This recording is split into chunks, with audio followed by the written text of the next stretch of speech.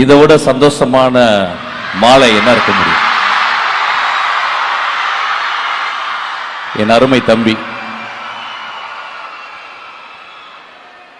இந்தி போராட்ட சமயத்தில் ஒரு கையெழுத்து பிரதியை அடிக்கடி அண்ணா படிச்சாராம்.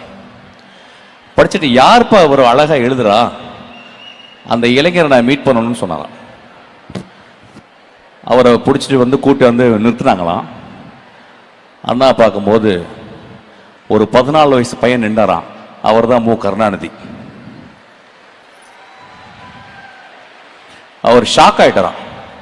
என்னப்பா, நான் ஒரு 30 வயசு இருக்குன்னு நினைச்சா, நீ 14 வயசுல இருக்கு, நீ ஸ்கூலுக்கு போலையான்னு. இல்லைங்க அண்ணா, நான் ஸ்கூலுக்கு போறது இல்லை அப்படின்னாராம். அதெல்லாம் வேணாம், முதல்ல நீ ஸ்கூலுக்கு போ, அதுக்கப்புறம் தான் அரசியல், அதுக்கப்புறம் தான் போராட்டம்னாராம். வீட்டுக்கு வந்துட்டாராம். அண்ணா சொன்னதை தட்ட முடியாது. ஆனால் வீட்டுக்கு யோசிச்சுட்டு, அண்ணா சொன்னதை தட்ட முடியாது, ஆனால் தட்டுறேன், அது அண்ணாக்கு தெரியாமல் இருக்கட்டும், கடைசி வரைக்கும் ஸ்கூலுக்கே போகலையும். அவர் ஸ்கூலுக்கு போகாமல் வாழ்ந்ததுனால தான் நீங்கள் எல்லாம் ஸ்கூலுக்கு போகிறீங்க. இதை மறக்கவே கூடாது. நாங்கள் படிச்சுக்கிட்டே இருக்கோம். நான் இப்போ காரில் வரும்போது ஒரு பஸ் போகுது. அந்த பஸ்ஸில் திருநங்கைகளுக்கும் திருநம்பிகளுக்கும் ஒரு திட்டம் அப்படின்னு இருக்கு, சிறகுன்னு ஒரு திட்டம். நாங்கள் 2 பேரும் அரசியலுக்கு அப்பாற்பட்டவங்க. ஆனால் அந்த குடும்பத்தில் நாங்கள் எப்பயுமே இருக்கிறோம், எப்பயுமே கூட பழகிக்கிட்டே இருக்கோம். ரொம்ப ரொம்ப நீங்கள் எல்லாம் கொடுத்து வச்சவங்க. நாங்கள் ஸ்கூலில் படிக்கும்போது, கவர்மெண்ட் ஸ்கூலில் படிக்கும்போது எங்களுக்கு எந்த ஹெல்ப்புமே இல்லை.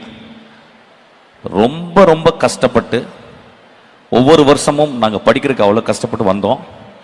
இன்னைக்கு உங்கள் வாழ்க்கையில் இந்த அரசும் முதல்வரும் எனது மதிப்பிற்குரிய என் இதயத்திற்கு சொந்தமான தம்பியும் புன்னகை அரசர் அன்பிலும் 3 பேரும் சேர்ந்து உங்களை பத்திரமா பார்த்துக்கிறாங்க.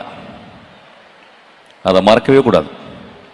அவ்வளவு நல்ல திட்டங்களை உங்களுக்கு படிக்கிறதுக்காக சொல்றாங்க. நீங்க படிக்கணும். இனி வாழ்க்கையில் உங்களுக்கு எந்த முட்டுக்கட்டையுமே கிடையாது, எந்த முட்டுக்கட்டையும் கிடையாது. உங்க வேலை படிக்கிறது தான்.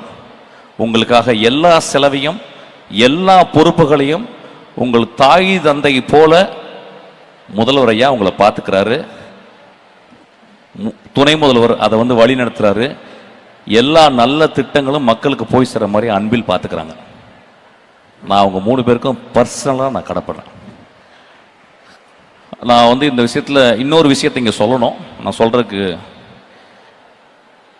உலகத்திலே ஒரு மிகச்சிறந்த ஆளுமை என்று கருதப்படுகிற இளையராஜாவுக்கு விழா எடுத்ததுக்கு அவங்கள காலை தொட்டு நான் கும்பிட்டுக்கிறேன். உலகத்தில் எந்த அரசும் ஒரு இசைக்கலைஞனுக்கு எடுக்காத ஒரு விழாவை ஐயா முதல்வர் ஐயா எடுத்திருக்காரு. அவருக்கு நான் ரொம்ப கடமைப்பட்டிருக்கேன். இதை விட அவர் வாழ்க்கையில் அச்சீவ் பண்ணது, இளையராஜா ஐயா அச்சீவ் பண்ணது எதுவுமே இல்லை. அவ்வளோ பெரிய விழா. இந்த உலகத்தில் இருக்க எல்லா தமிழர்களும் பார்த்தாங்க அந்த விழாவை. அப்படியாப்பட்ட விழா எந்த கலைஞனுக்கும் எந்த உலகத்தில் யாருமே எடுக்கப்படாத ஒரு விழா எடுத்து, அதுக்காக ரொம்ப நன்றி. மாண்புமிகு தமிழக முதல்வர் அவர்களுக்கும், மாண்புமிகு தெலுங்கானா முதல்வர் அவர்களுக்கும், நமது துணை முதல்வர் அவர்களுக்கும், இங்கே இருக்கிற மாண்புமிகு அமைச்சர்கள், அதிகாரிகள், சிறப்பு விருந்தினர்கள் எல்லாருக்கும் என்னுடைய முதற்கண் வணக்கம். இங்க இந்த அரங்கத்தை அதிர வச்சுக்கிட்டு இருக்கிற, மேல உட்கார்ந்து இருக்கிற எல்லாருக்கும் என்னுடைய மனமார்ந்த நன்றி. உங்க அன்புக்கு ரொம்ப ரொம்ப நன்றி. இந்த மாதிரியான நிகழ்ச்சியில கலந்துக்கிறது இதுதான் முதல் முறை. நம்ம சினிமா ஃபங்க்ஷன், ஆடியோ லான்ச் ஃபங்க்ஷன்னா ஏதாவது ஒன்று பேசிட்டு போயிடலாம். இங்கே அப்படி பேச முடியாது. இங்கே நம்ம என்ன பேசுகிறோம் அப்படின்ற ஒவ்வொரு வார்த்தையும் ஒவ்வொரு விஷயமும் ரொம்ப ரொம்ப முக்கியம். முதல்ல இந்த விழாக்கு என்ன கூப்பிட்ட துணை முதல்வர் அவர்களுக்கு ரொம்ப ரொம்ப பெரிய நன்றி சார். முதல்ல ஏன்னா நான் இந்த நிகழ்ச்சியையும் இந்த திட்டங்களையும் வாழ்த்துறதுக்காக தான் வந்தேன். ஆனால் இந்த மேடையில் இவங்கெல்லாம் பேசின கதைகள் ரொம்ப பெரிய இன்ஸ்பிரேஷனை உண்டு பண்ணியிருக்கு. இங்கேருந்து திரும்ப போகும் பொழுது இன்னும் லைஃப்ல சிறப்பா செய்யணும்னு தோணிக்கிட்டே இருக்கு. அப்படிதான் இருக்கு இவங்களுடைய ஒவ்வொருத்தருடைய கதைகளும், இவங்க சொல்ற ஒவ்வொரு விஷயங்களும். இங்க அரசு இவ்வளவு திட்டங்கள் செய்யறது எவ்வளவு நல்ல விஷயமோ அதே அளவுக்கு ரொம்ப சிறப்பான விஷயமா இவங்க எப்படியாவது படிச்சு நம்ம மேல வந்துடணும்னு நினைக்கிறத நான் பார்க்கிறேன். ஏன்னா கேடில் விழி செல்வம் கல்வி ஒருவருக்கு மாடல்ல மற்றை அவைன்னு திருவள்ளுவர் சொல்லியிருக்கிறாரு. நீ உலகத்தில் எதெல்லாம் பெரிய செல்வம்னு நினைக்கிறோமோ அதெல்லாம் விட மிகப்பெரிய செல்வம் கல்வி அப்படின்றது. இங்க நிறைய பேர் அவங்களுடைய லைஃப் எக்ஸ்பீரியன்ஸ் சொன்னாங்க. சாப்பாட்டுக்கு வந்து கஷ்டமா இருந்தது, போயிட்டு வர பஸ் வசதி இல்லை, நடந்து போய் படித்தோம் அப்படின்னு சொல்லி. நான் வந்து 3 வேளையும் சாப்பிட்டு தான் ஸ்கூலுக்கு போனேன். ஏன்னா எங்கள் அப்பா ஒரு வேளை சாப்பிட்டுட்டு ஸ்கூலுக்கு போய் படித்ததுனால நான் ஆட்டோலையும் ரிக்ஷாலையும் ட்ரெயின்லையும் பஸ்லையும் நான் ஸ்கூலுக்கு போனேன். எங்கள் அப்பா நடந்து ஸ்கூலுக்கு போனதுனால. ஸோ ஒரு தலைமுறையில் ஒருத்தர் படித்தா அதுக்கு அடுத்து வர தலைமுறைகள் எல்லாம் நல்லா இருக்கும்ன்றதை நான் என் குடும்பத்துல இருந்து பார்த்துருக்கேன். எங்க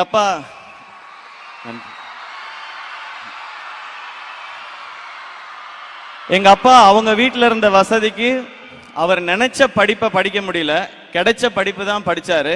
அவர் 1 டிகிரி வாங்கினாரு. ஆனா அவருடைய பையன் என்ன 2 டிகிரி படிக்க வச்சாரு, பிஇ எம்பிஏன்னு.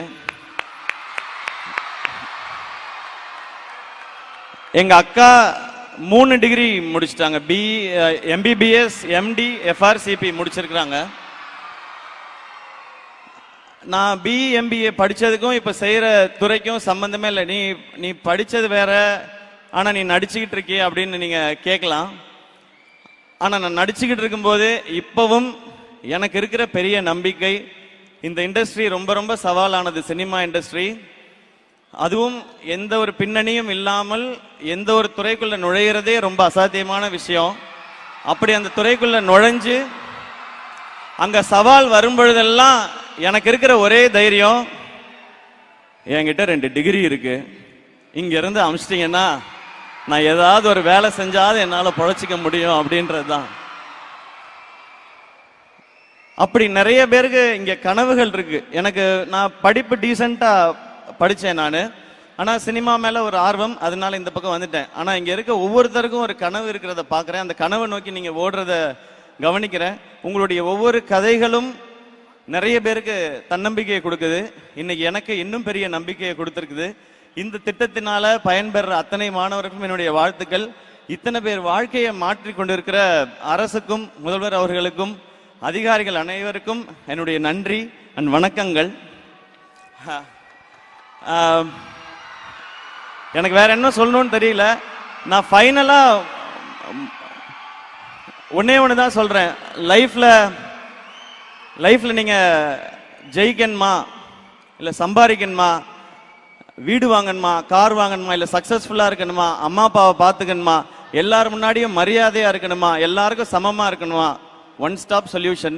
படிங்க, மார்க்குக்காக கொஞ்சம் படிங்க, வாழ்க்கைக்காக நிறைய படிங்க. நான் மார்க்குக்காக படிச்சேன், ஆனா வாழ்க்கைக்காக படிச்சேனான்னு தெரியல. அது அனுபவத்துல வருது. நீங்க மார்க்குக்காக படிக்கிற அதே நேரத்துல வாழ்க்கைக்கான தேவையானதையும் நிறைய படிங்க.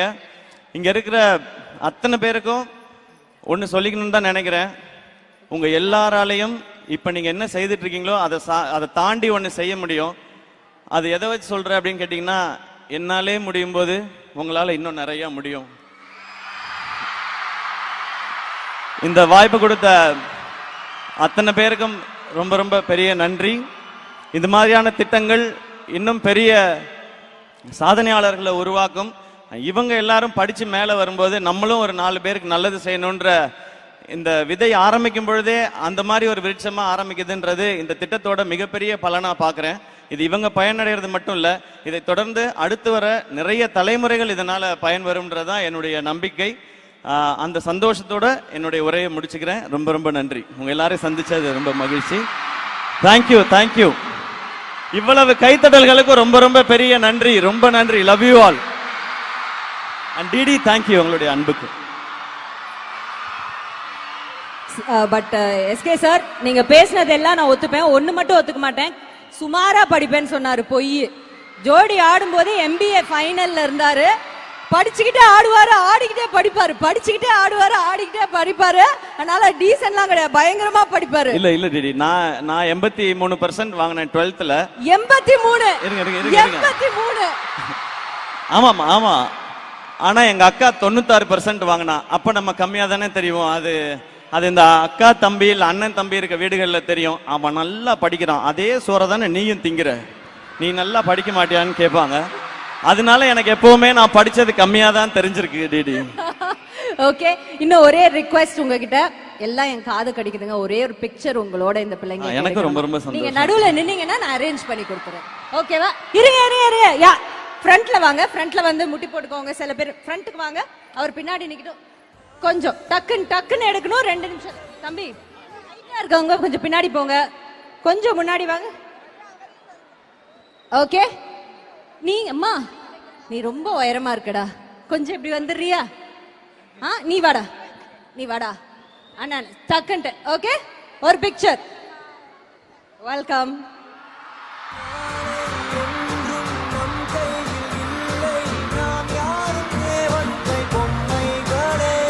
நன்றி. தேங்க்யூ.